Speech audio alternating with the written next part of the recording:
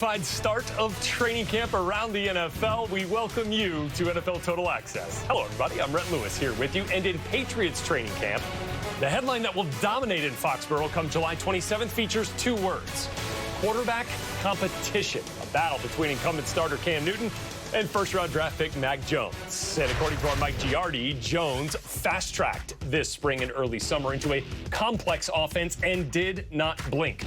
Meanwhile, Cam Newton's slow to find his rhythm, one that eventually came on the very last day of offseason work before training camp. Mike Giardi now setting the scene for us as a clash for QB1 Week 1 in New England looms.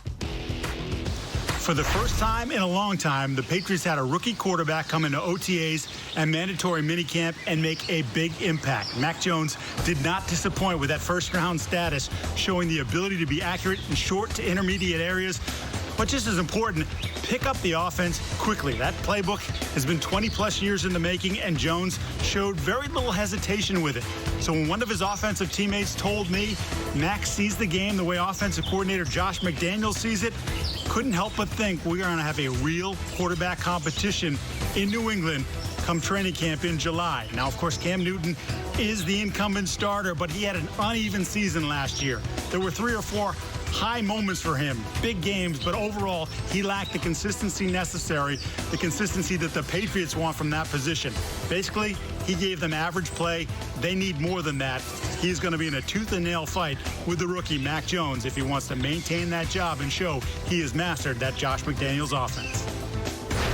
All right, continuing the Patriots quarterback competition now, welcoming in our quarterback, David Carr, our former NFL exec, Mark Ross. Guys, great to be here with you. David, let's start simply here. If this is a true competition, what do you feel like ultimately sets Cam Newton and Mac Jones apart in this thing?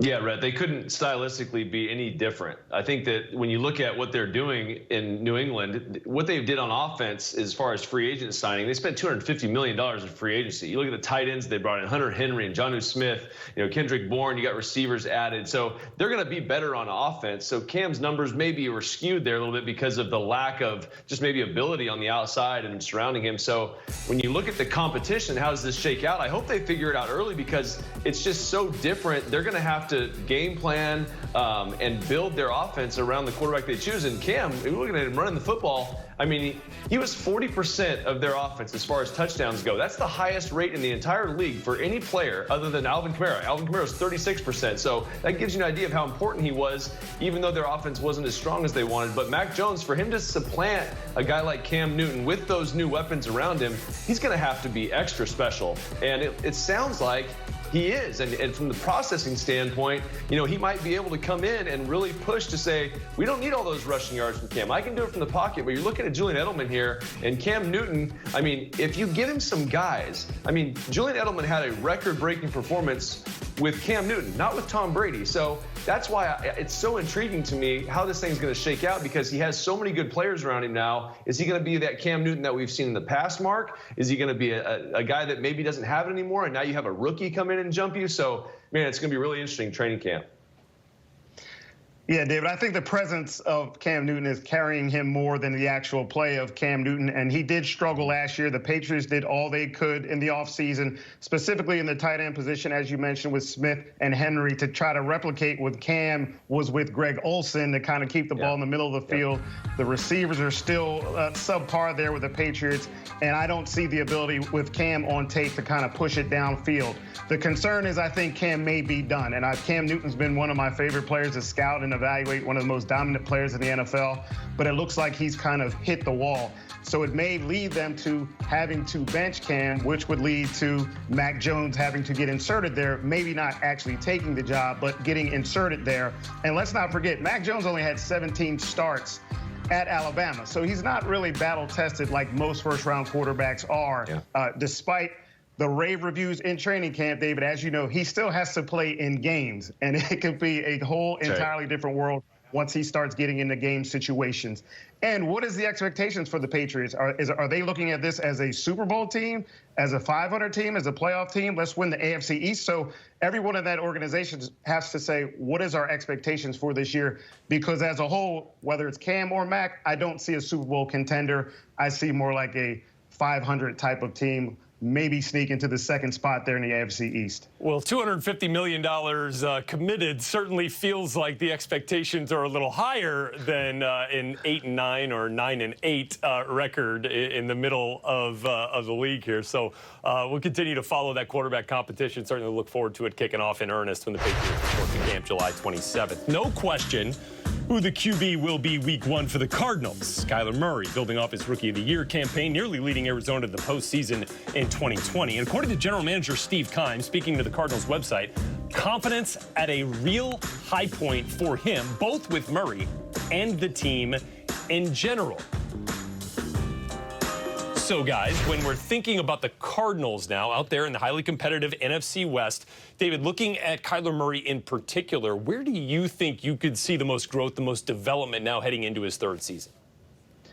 Well, it's really the consistency that I want to see. And I don't know if it's necessarily just on Kyler. I think that when you watch him play, he's doing a lot of things that a guy like Pat Mahomes is able to do, where he can buy a lot of time in the pocket. He can create running lanes for himself, and he's a lot of their offense. He's a lot of the reason that they're able to, just efficiently move the ball down the field when they do have success. The run game wasn't really consistent. A lot of it was just him making incredible plays. So I think that when you look at a team like Kansas City, who, for me, you have similar quarterbacks in their ability. What does Kansas City have? They have, kind of created just automatic offense every week. And Andy Reid has always done a brilliant job of just kind of having that for his quarterback. And I think that they can do some more of that. So I think it's really on Cliff Kingsbury and that offensive staff to create more offense and make it simpler so that he doesn't have to make the wow play, every time he's on the field to get points out of a drive. And I think that's where they can really improve as a team.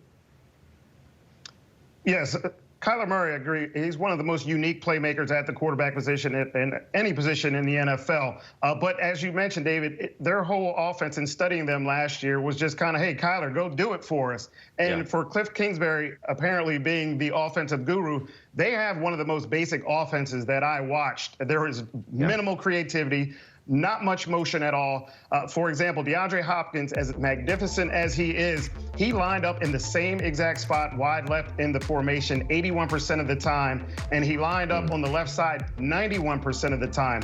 And when you have a playmaker like that and you stick him in one spot, that makes it easy for defensive coordinators to game plan against him. What you want to do as a creative offensive coordinator is move him around to create mismatches and create problems for defensive coordinators so that they're worried all night about it, not having to go into a game saying, we know where DeAndre is, we can stop it. So really the onus for me is on Cliff Kingsbury to get better, to get more creative and get more unique in what he's doing with his unique playmaker at the quarterback position and one of the most dominant players in the league in DeAndre Hopkins. Yeah, those percentages kind of remind me of what we used to see when Peyton Manning, Marvin Harrison, and Reggie Wayne were running together with the Colts, right? You could count on where those guys were going to line up, but they certainly made it work. Interesting to see if the Cardinals can figure that out this year for sure. They got J.J. Watt in the fold now to help fortify that defense. Let's see, Watt here.